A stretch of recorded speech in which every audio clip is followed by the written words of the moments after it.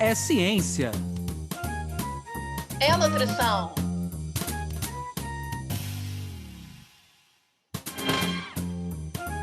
É nutrição É ciência. Ciência. da nutrição. Sejam todos bem-vindos pela Ciência da Nutrição.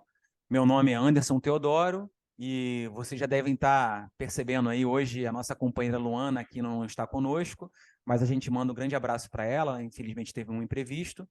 E para você que está chegando hoje, esse é o podcast Ciência da Nutrição, que tem como principais objetivos levar para você que nos acompanha informações novas, informações atualizadas sobre o mundo da ciência e da nutrição. A gente espera que com essas informações você possa buscar um profissional de saúde, mais do que isso. Esse profissional de saúde te oriente em novos hábitos que possam impactar o dia a dia de vocês. A gente vem muito aqui agora agradecer a todos que vêm nos acompanhando e divulgando o nosso trabalho nas redes sociais. Se você está nos acompanhando aí no canal do YouTube, a gente já pede que você marca com o sininho aqui as notificações, curte o nosso canal, porque isso é importante para a continuidade do nosso trabalho. E para você que está nas outras plataformas de streaming, se não conhece ainda o nosso canal do YouTube, a gente te convida a visitar, a conhecer um pouco mais desse nosso projeto Ciência da Nutrição. Hoje a gente vai abordar um tema que é um tema assim, muito interessante. O tema de hoje do nosso podcast é nutrição no pré-escolar ou nutrição pré-escolar, a gente pode falar assim. E nós convidamos uma convidada que tem uma experiência muito grande para falar sobre isso. Quem vai falar sobre isso hoje é a doutora Alessandra Pereira. A doutora Alessandra Pereira, ela é a atual diretora da Escola de Nutrição da Unirio, onde ela também é docente. A sua formação, além de nutricionista, ela é PhD em saúde coletiva, com doutorado em alimentação, nutrição e saúde. E no seu dia a dia, no seu trabalho, ela coordena o grupo de pesquisa em alimentação e nutrição escolar, colaborando também, sendo colaboradora do Centro Colaborador de Alimentação e Nutrição Escolar, o SECANI, da Unirio. Alessandra, muito obrigado pela sua presença aqui conosco. A gente fica muito feliz em recebê-la no nosso podcast. Obrigada, professor Anderson. Na verdade, eu que agradeço ao podcast Ciência da Nutrição, a você, a professora Luana, pelo convite. É um prazer estar aqui nessa tarde e poder falar um pouco sobre nutrição do pré-escolar, que é um tema com quem eu trabalho, é um público com quem eu trabalho há mais de uma década, e é uma grande paixão na minha vida profissional e também na minha área acadêmica, na minha, enfim, né, na docência também. Então, espero poder contribuir aqui um pouquinho com a minha experiência para o programa. Alessandra, no início do nosso podcast, todo mundo que vem aqui, a gente sempre gosta de aproximar o nosso ouvinte, quem está nos acompanhando no nosso podcast, do nosso convidado. Queria então que você contasse um pouquinho da sua trajetória, como é que você chega na área da nutrição, né? Como é que foi essa chegada nesse mundo, que é um mundo imenso, e depois como é que você se aproxima dessa área de trabalhar com esse público, o escolar, ou melhor, o pré-escolar. É, então, né, eu cheguei na nutrição já há alguns anos, né, foi ali, fiz o vestibular em 1998, cursei a minha graduação na extinta Gama Filho, uma pena, né, a gente hoje perceber a extinção de uma universidade com tanta potência como foi a Universidade Gama Filho. Desde o primeiro período eu percebi que eu era uma apaixonada, não só pela nutrição, não só pela área da saúde, mas pela universidade. E todo aquele movimento e troca de saber, eu falei, é esse ambiente que eu quero para a minha vida inteira. E cada semestre que eu passava, eu me apaixonava cada vez mais pela nutrição, por todas as áreas da nutrição, inclusive. Então, eu fui desde monitora de nutrição esportiva a nutrição clínica, fazendo TCC em controle de qualidade. Então, assim, toda a nutrição eu queria viver na sua essência. Me formo ali em 2022 e começo, então, a atuar no mundo do trabalho. No mundo do trabalho, assim como na graduação, acabei passando por muitas áreas da nutrição, sendo que em 2004 eu começo a trabalhar num hospital pediátrico, então ali eu já começo a trabalhar e a me dedicar ao público infantil, na área clínica, e em 2007 eu passei no meu primeiro concurso público, e aí sim para trabalhar com alimentação escolar, para trabalhar no PENAE, para trabalhar na Secretaria de Educação. E aí eu começo a trabalhar, então, nas escolas públicas, com um programa, que é um programa, né, imenso, maior e mais longevo programa de alimentação e nutrição do Brasil, e atuando muito com escolares de toda a faixa etária, mas acabei também focando e produzindo meu mestrado, né, minha dissertação de mestrado com os pré-escolares dessa prefeitura que eu atuava. Então, eu vou me aproximando e vou entrando mais com os pré-escolares a partir daí. E aí eu trabalhei toda, né, a avaliação, e aí quem também me conhece sabe que eu adoro a dietética, então adoro consumo alimentar, e aí eu fui juntando, e aí gostava de DRIs, né, e eu falei, bom, é nisso que eu quero atuar. E aí a minha dissertação vem numa perspectiva de avaliar consumo alimentar, avaliar estado nutricional, bioquímico, né, de crianças pré-escolares. E aí eu vou seguindo nessa linha, entrei na universidade, então, né, no meu sonho, em 2013, entrei aqui na Unirio, estou fazendo aí uma década de Unirio, e logo assim que eu entrei, a gente estava iniciando até você estava aqui também, a gente deu início ao Centro Colaborador de Alimentação e Nutrição Escolar, que me permitiu dar continuidade a essa minha área de trabalho. E aí também, nesse ano, entro no grupo de pesquisa que surge meu doutorado, que também é com pré-escolar, numa análise, né, e validação e reprodutibilidade de método para detecção de anemia em crianças até 5 anos. Então, trabalho muito dessa forma, né, do estado nutricional, consumo alimentar de pré-escolares. E, por fim, agora, o pós-doutorado, né, seguiu nessa linha, só que agora trabalhando o estabelecimento de recomendações nutricionais, e nesse primeiro instante também para pré-escolares. Então, minha vida, praticamente aí meus 20 anos de formação, vem muito forte com essa faixa etária. Eu acho que quem está nos acompanhando já pôde ver que a gente vai hoje conversar com uma pessoa que tem propriedade na área, isso é muito importante. A gente sempre preza aqui no nosso podcast trazer pessoas que estejam realmente envolvidas com a temática. Então, falando dela agora, Alessandra, nós então entramos a falar sobre a nutrição do pré-escolar, né? Eu acho que antes de falar da nutrição, eu queria falar com você quem é esse pré-escolar, né? De que faixa a gente está falando, quais são as transformações que acontecem, biológicas que acontecem nessa fase, o quão importante a gente falar dessa faixa etária e, assim, de quem que a gente está falando com o pré-escolar, né? A gente tem, né, em relação à conceituação da faixa etária, até algumas nuances, né? Não é necessariamente fechadinha, mas a gente trabalha principalmente ali de 2 a 6 anos, né? Antes disso, vem do período de aleitamento materno, né, no primeiro ano de vida, do primeiro ao segundo ano ainda, né, na alimentação no alimentação materna continuada. Então, a gente trabalha pré-escolar para alguns conceitos, e o que eu trabalho é de 2 a 6 anos de idade.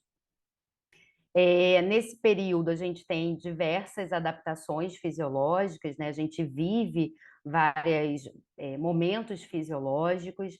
A gente tem ali no primeiro ano de vida, né, aquele boom de crescimento, de desenvolvimento, né, muito acelerado, que depois a gente só vai ver na adolescência.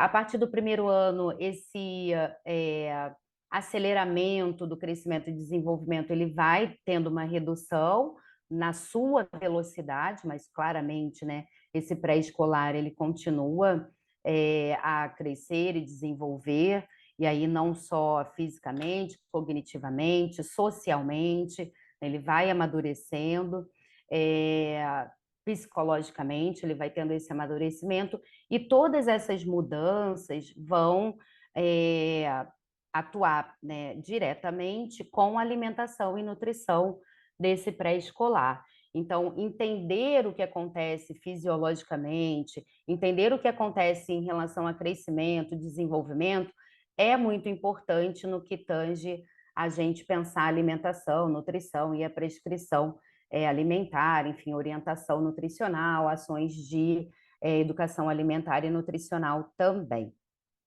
Então, a gente fala de um público, né, que está a todo instante aprendendo, reconhecendo o interno, o mundo externo, né? Então, é um público que a todo instante ele está percebendo novidades e muitas vezes a alimentação e a sua relação com a alimentação também oscila, né? Então, a gente não pode esperar muito do pré-escolar uma rotina em relação à alimentação muito igualzinha, como a gente tem com, né, uma criança menor ou com um adolescente ou um adulto, né? Por exemplo, né, a criança menor se alimenta de 2 em 2 horas, de 3 em 3 horas, né? Tem a porção.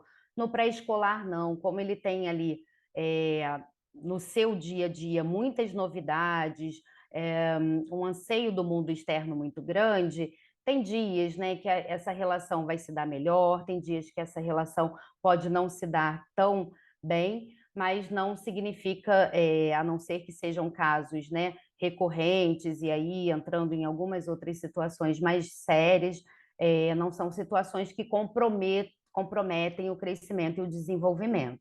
Então, falo isso porque também sou mãe, né? Então a gente fala, ué, mas meu filho gostava tanto disso, hoje não quer. Ai, acho que ele não gosta mais desse alimento. Ou então, ele comia, né, 4 colheres do feijão e hoje ele deixou. Não significa que ele também não gosta. Nesse dia, ele não, por algum motivo, por exemplo, ele não quis. Enfim, tudo isso é só para eu tentar também, de forma no dia a dia, né, transformar, dizer que é um momento realmente de muitas transformações, de muitas adaptações e de muitas variações, e que é super normal. Uma questão importante também, nesse sentido, é a gente pensar a apresentação da alimentação, né? A gente sabe que esse é um público que ele está muito na sua formação, e isso incluindo o hábito alimentar também, né? Então, a gente é uma faixa etária para a gente apresentar toda a variedade e a diversidade alimentar que temos, né, principalmente no nosso país, aqui um país super diverso, né, de uma variedade alimentar muito grande. A gente precisa muitas vezes até sair um pouco da nossa rotina alimentar, e aí falando como mãe também, agora olhando como mãe, né? A gente às vezes tem aquela alimentação da família, a gente tem o nosso hábito alimentar, familiar, individual, e muitas vezes a gente acaba transformando o nosso gosto, as nossas preferências, a dos nossos filhos também. Então, isso é algo que a gente precisa se policiar. Então, vou dar um exemplo: eu não gosto de jiló, meu filho ama jiló, porque eu apresentei ele, né, ao alimento, enfim. Então, acho que a gente precisa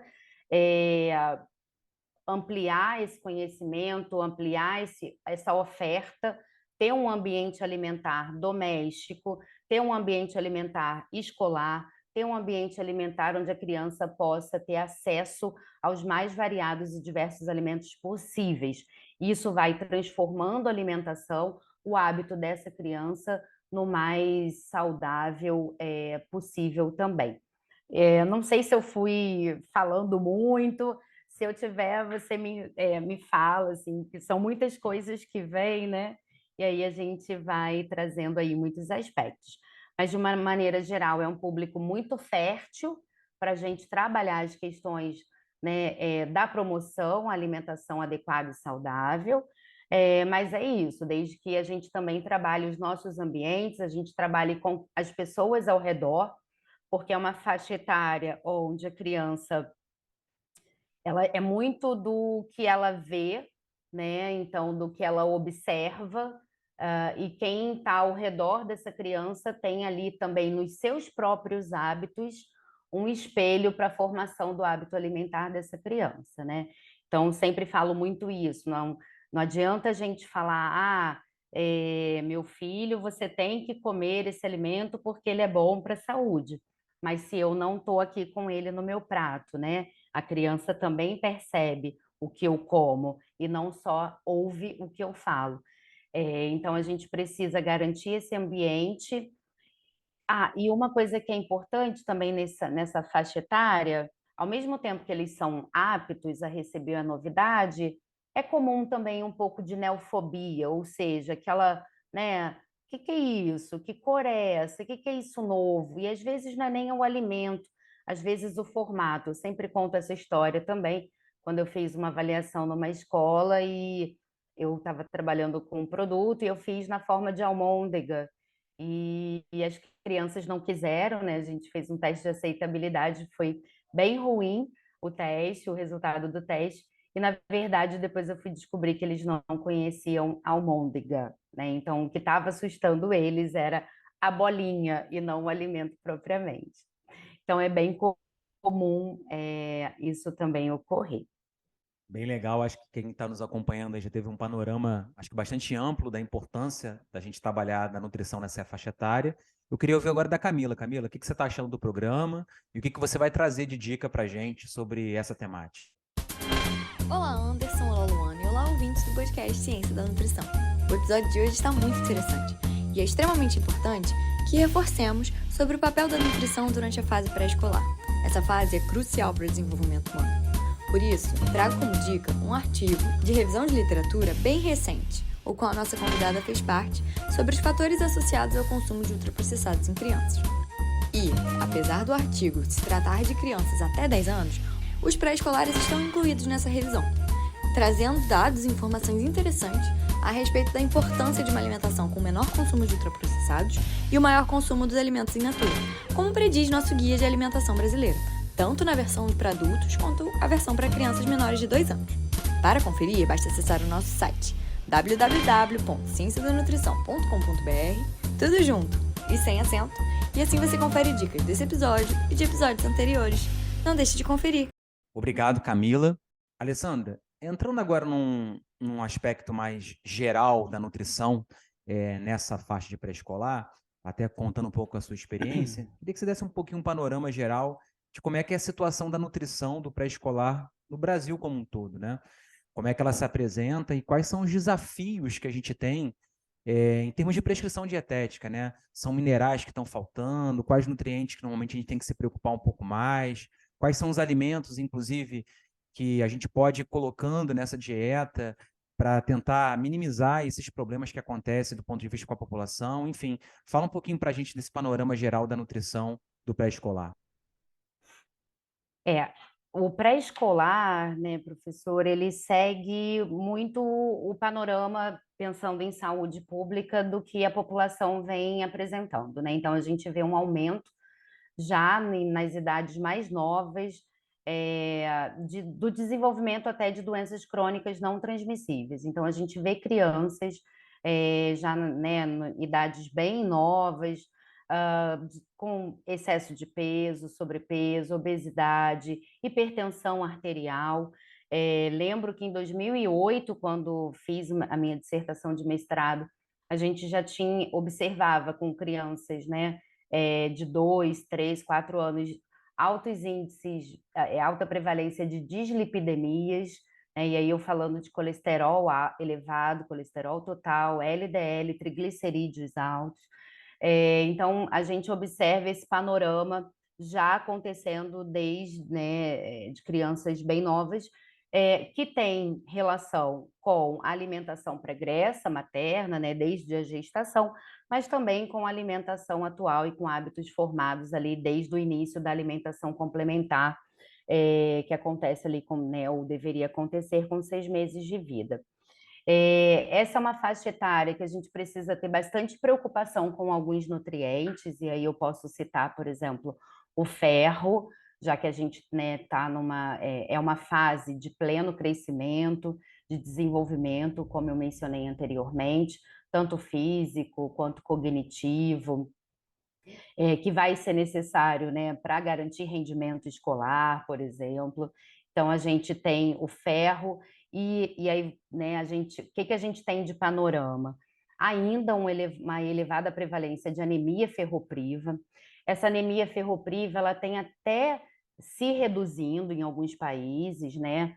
Não no mundo todo, a gente sabe que a anemia ferropriva tem elevadas prevalências, principalmente nos países de nível socioeconômico mais baixos, né? Então, países em desenvolvimento, muito por conta da alimentação, muito por conta da biodisponibilidade desse ferro também, se a gente lembrar que a gente tem ferro M, não M, né? A dieta mista, que acaba tendo uma biodisponibilidade menor, mas também, enfim, pelo consumo geral dessa, né, do que a gente tem disponível em termos de alimentação aqui no Brasil. Então, a anemia ferropriva ainda é elevada, vem tendo uma queda, a gente tem no Brasil, por exemplo, uma queda quando a gente olha o ENANI, dados do ENANI, que é o Estudo Nacional de Alimentação e Nutrição Infantil, com crianças até 5 anos aqui no Brasil, a gente percebe uma redução ao longo das últimas décadas no percentual de anemia ferropriva. E no de anemia total.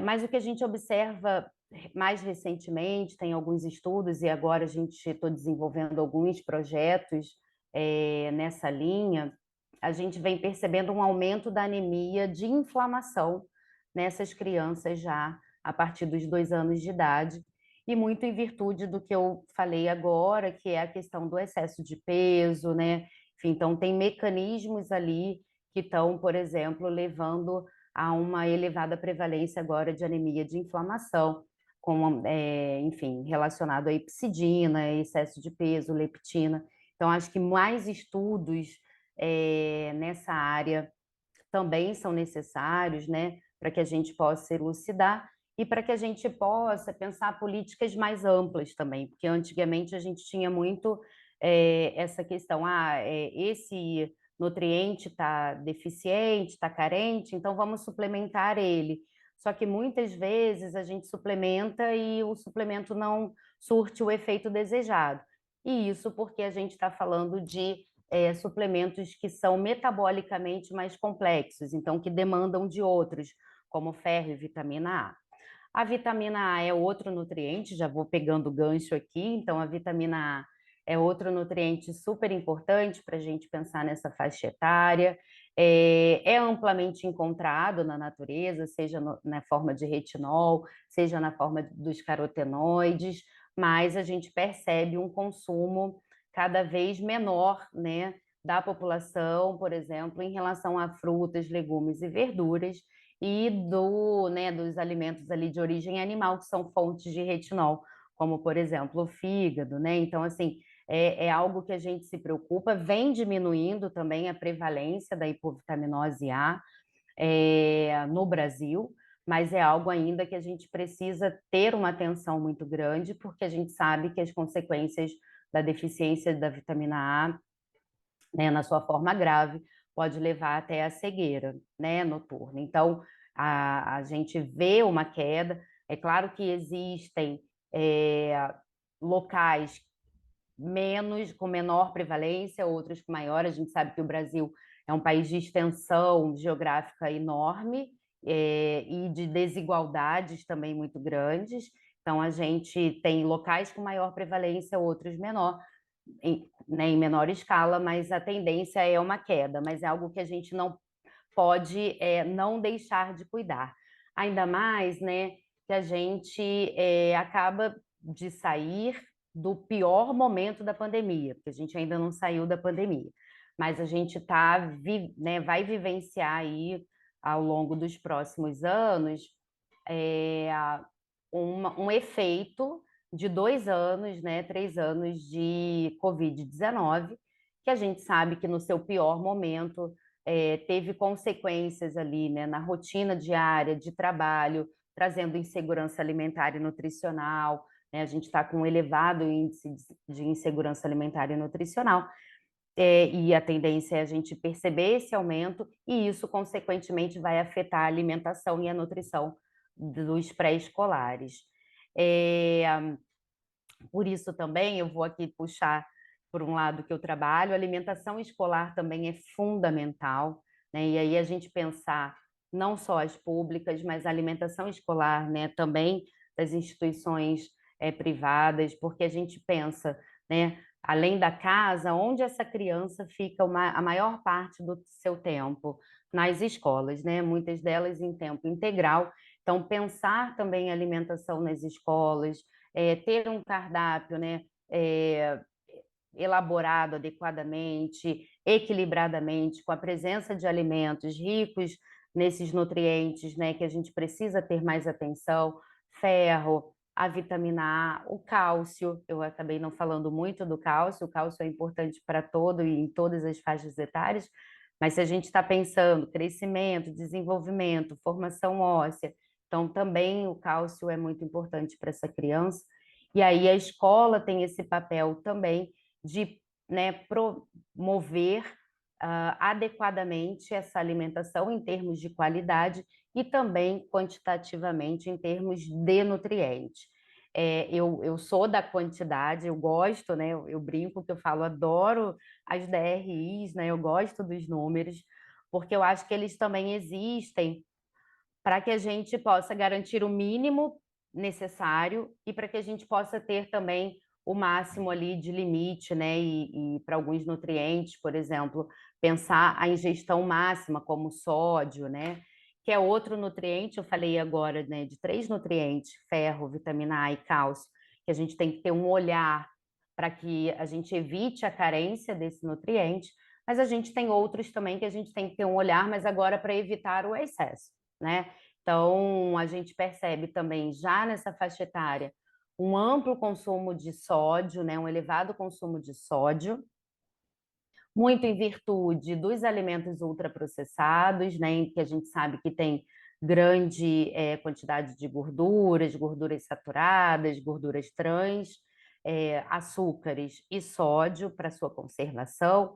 Então, evitar esses alimentos, né, os ultraprocessados, e trazer uma alimentação cada vez mais in natura e minimamente processada, com presença de frutas, legumes, verduras, né? O alimento de origem, né, animal, ou não, se for vegetariano, enfim, a gente sabe também que a gente tem cada vez mais diferentes dietas, né, diferentes rotinas alimentares, mas ter esse equilíbrio é muito importante.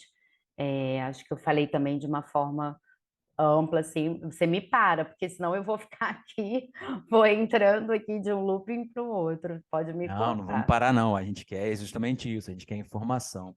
E aí, Alessandra, nosso podcast ele sempre trabalha com essa questão da nutrição, mas ele também tem uma pitadinha de ciência por trás, né? Queria te ouvir, então, um pouco agora sobre as pesquisas nessa área, né? O que tem que ser pesquisado e o que você acha que... Eu acho que você já começou a falar um pouquinho aí, mas eu queria explorar um pouquinho mais. Quais são as áreas ainda em aberto que a gente pode avançar?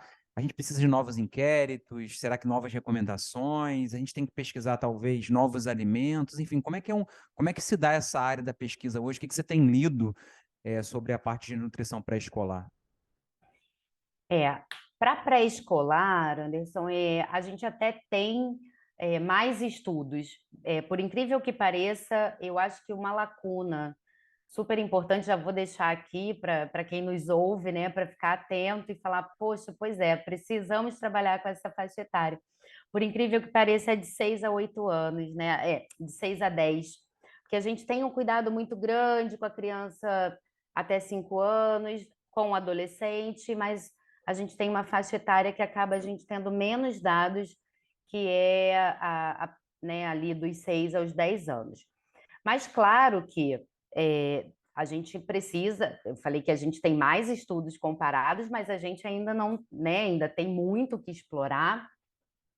Eu falei um pouquinho aqui da anemia de inflamação, por exemplo, né? Então a gente explorar um pouco mais da relação do ferro, da vitamina A, essa relação com a epicidina, essa relação com a leptina e, né, relacionada com IMC, com excesso, né, de peso corporal. Enfim, então a gente tem alguns caminhos também que podem ir trazendo para a gente outras perspectivas, outros caminhos dessas carências nutricionais, né, de causas das carências nutricionais, para além daquelas causas já mais pré-estabelecidas até então. A gente acabou de ter o inquérito nacional, né? Então, pensando em consumo, acho que a gente provavelmente, né, daqui a alguns anos, a gente vai ter um novo inquérito, e aí a gente vai poder acompanhar essa evolução. Acho que o primeiro Enane, né, já foi uma grande novidade, já foi traz para a gente um panorama muito, muito bom, muito precioso, né? A gente não tinha esse inquérito para essa faixa etária, lembrando que a POF começa a partir dos 10 anos. O INA, né, que é o Inquérito Nacional de Alimentação dentro da POF, começa a partir dos 10 anos. Mas o que eu mais percebo que a gente precisa atuar é mais intervenção, né? Quando a gente pensa nos estudos, a gente tem muitos estudos diagnósticos, muitos estudos observacionais, né? Que são muito importantes, claro, né? Eles vão trazendo para a gente a cada instante aquele retrato, aquela situação, e isso vai nos dirigindo para onde caminhar. Mas certamente né, a gente tem uma carência de estudos de intervenção, que são mais difíceis mesmo, né? Quando a gente pensa na própria ação de EAN, né? Mexer com alimentação é difícil, mexer com suplementação nessa idade também não é tão simples, né? No meu doutorado, a gente fez um diagnóstico, né? A gente teve até uma boa participação dos pais, dos responsáveis, mas não é tão simples, né? A gente ter essa confiança também para atuar. Mas é possível e acredito que o Brasil precise atuar agora mais com estudos de intervenção e menos observacionais. Uma outra questão também, e aí vou puxar a sardinha para o meu lado de estudo, é a falta de recomendação nutricional para a população brasileira. E aí, isso falando para todas as faixas etárias, né? A gente não tem recomendações nutricionais para a população, como a gente tem as DRIs, né? Que é ali população Estados Unidos-Canadá, como tem a da EFSA, que é a população europeia, e até de outros países. A gente tem recomendações na Austrália, recomendações no Japão, e a gente não tem recomendações nutricionais no Brasil. A gente daqui a pouco, espero que o artigo saia. Eu estou devendo meu orientador, se ele estiver ouvindo, desculpa, eu vou pagar para a gente poder publicar. Ao menos a gente trabalhou a recomendação nutricional de ferro para crianças, né? Mas a gente vai avançar para as outras faixas etárias. O que eu posso dizer é que também são estudos muito trabalhosos, né? Realmente, quando a gente pensa aquele valor, né? A gente fala, nossa, é a R de ferro, RDA. Por trás de cada valor desse, assim, são muitas etapas, são muitos estudos, são muitas avaliações, e realmente é muito difícil, mas enfim, como uma grande sonhadora, ainda acho que a gente aqui no Brasil vai estabelecer um comitê para a determinação das recomendações nutricionais para a população brasileira. Alimentos específicos, né, alimentos regionais, eu acho que a gente também, como eu falei, a gente tem um país super diverso, então a gente vê, comparar essa alimentação do pré-escolar, Nordeste, Norte com Sul, seria também muito bacana, e mais estudos também sobre alimentação escolar, né? Apesar da gente ter, né, o PENAI como um programa mais longevo do Brasil, a gente ainda tem poucos estudos, quer dizer, a gente tem estudos, mas acho que a gente pode avançar nesses estudos também, inclusive pensando em estudos de intervenção via escola, né, via alimentação escolar. E, por fim, acho que a gente precisa também, quer dizer, por fim, tem muitos, né, mas para também não me estender, mas, e aí não geral, mas também nessa faixa etária, a gente trazer mais tecnologia, né, trazer mais inovação nos estudos, né, é certo também que a gente tem realidades diferentes, mas eu tenho um projeto que é em parceria com a Universidade de Copenhague, Então, eles trabalham muito com tecnologia da informação, eles trabalham com aplicativos utilizados por crianças desde muito cedo, né? Então, crianças de 3, 4 anos trabalhando com aplicativos sobre alimentação e nutrição. A gente até atuou aqui no Brasil, trazendo a robótica, criando dispositivos, só que numa idade mais avançada. A gente já trabalhou com crianças do 6º e do 8º ano, então, né, já adolescente, mas acho que a gente tem que avançar também em estudos que utilizem aí da tecnologia da informação, da inteligência artificial, da robótica, já que são áreas que atraem muito esse público, né?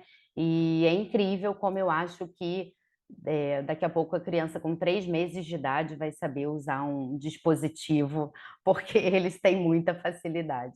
Então, acho que, assim, tentei também pincelar de uma forma bem geral. Entrando agora numa parte do nosso podcast, Alessandra, que a gente cultiva agora um pouco do nosso imaginário, né? A gente sempre pede que quem vem aqui traga uma imagem que represente essa área da ciência da nutrição. Tenho certeza que a escolha não deve ter sido fácil. Eu vou até pedir para a nossa equipe colocar aí, para quem nos acompanha, poder ver a imagem no nosso canal do YouTube. Quem não está vendo aí, devido às outras plataformas, pode visitar o nosso site, www.cienciadanutrição.com.br. Então, tá aí, Alessandra. Que imagem é essa? Por que você escolheu ela? E aí a gente queria ouvir um pouquinho de você nesse imaginário aí na área da ciência da nutrição. Então, né, quando eu penso nesse nome, né, quando eu penso, enfim, nesse termo, né, ciência da nutrição, para mim vem essa grande engrenagem, né, que na verdade é uma integração de muitas áreas, né? Quando a gente pensa nutrição, quando a gente pensa ciência, a gente está falando de diversas áreas, e aí saúde, alimentos, né? Das áreas humanas, da matemática, né? Então, assim, realmente, para mim, ciência da nutrição é uma ciência integrativa, é uma ciência, né, que está sempre girando e integrando. E também, assim, foi muito engraçado, mas essa imagem me veio à mente porque eu ia falar de pré-escolar. E, assim, é uma imagem que lembra, pelos símbolos, até uma brincadeira, né? E aí, assim, acho que a ciência da nutrição é isso também, é ser lúdico, né? É trazer de forma prática, é trazer de forma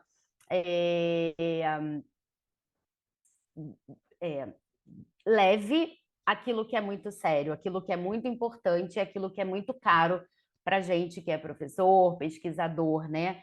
E para a população em geral, caro no sentido de, enfim, de árduo, né? De trabalho. A gente sabe que a ciência no Brasil ainda está muito aquém da valorização, né? Assim como a nutrição. Então, quando a gente pensa toda essa atuação, todo esse nosso caminho de valorização, penso que ele é muito sério, que a gente precisa trazer ele para a população, trazer de forma leve, para que a população também perceba essa importância, né? E percebe também no seu dia a dia, mas também é bom perceber ali, né, de forma leve, de forma, enfim, agradável, né? Acho que foi esse o meu imaginário. Alessandra, quando toca essa musiquinha, nossa produção tá falando aí que a gente tem que terminar, então... já! Infelizmente, legal, é bom ouvir isso de vocês, do nosso convidado. Então a gente queria muito agradecer a você pela sua presença, mas antes de passar a palavra para você, eu queria passar a palavra para a Bianca. Bianca, queria que você relembrasse os nossos ouvintes, onde é que eles nos encontram, qual é a sua novidade aí, o que você faz com relação às nossas redes sociais. Olá pessoal, aqui é a Bianca. Estou passando para avisar que as nossas redes sociais estão a literalmente um clique de você. Para nos encontrar no Facebook e Instagram, basta pesquisar por @podcast Ciência da Nutrição. E você também pode acessar o nosso site através de cienciadanutrição.com.br, onde lá você vai encontrar mais informações sobre esse episódio e os anteriores. Obrigado, Bianca. Alessandra, mais uma vez, agradecer a sua presença aqui conosco. Foi muito importante a gente discutir essa temática. Eu acho que quem pôde nos acompanhar pôde perceber a importância de se falar de nutrição no pré-escolar. Então, te passar a palavra para as suas considerações finais, para tudo aquilo que você quiser divulgar, os locais que você queira divulgar, enfim, o espaço está aberto. Obrigada. Mais uma vez eu queria agradecer imensamente o convite do professor Anderson, da professora Luana, da Bianca, agradecer aqui todo o apoio da Bianca também, que foi sensacional. Dar parabéns por esse programa, que é realmente incrível. Dizer, né, que para quem, enfim, queira saber um pouco mais, entrar em contato, meu e-mail é alessandra.pereira@unirio.br. Pode também acessar a página da Unirio, Departamento de Nutrição Fundamental, ao qual eu faço parte, conhecer um pouco ali das minhas linhas de pesquisa. E também pode vir aqui na Escola de Nutrição, né? Sejam todos bem-vindos aqui, a casa de vocês também. Obrigado, Alessandra. Obrigado a você que nos acompanhou e ficou até esse momento aí. A gente pede que, se você chegou até agora aí, marque as notificações, se inscreva no canal, esse é um ponto importante. E como a gente pôde ver hoje, a gente falou sobre nutrição no pré-escolar, que eu acho que tem muito a nos ensinar. Como a Alessandra colocou, é uma fase muito apta às novidades, uma fase que nos observa muito, né? Talvez esse seja um aprendizado que a gente possa carregar hoje para impactar as nossas vidas, né? A gente pode observar ao nosso redor, pode melhorar, de certo, o nosso hábito alimentar e que a gente continue aberto a essas novidades. Talvez o pré-escolar vai introduzir um alimento novo numa fase ainda que a gente já está totalmente com dificuldade de aceitar essa novidade. E quem sabe não é uma oportunidade boa para a gente conhecer novos alimentos, introduzir outros no nosso dia a dia. Obrigado a você que nos acompanhou. Continue nos seguindo nas redes sociais. Podcast Ciência da Nutrição.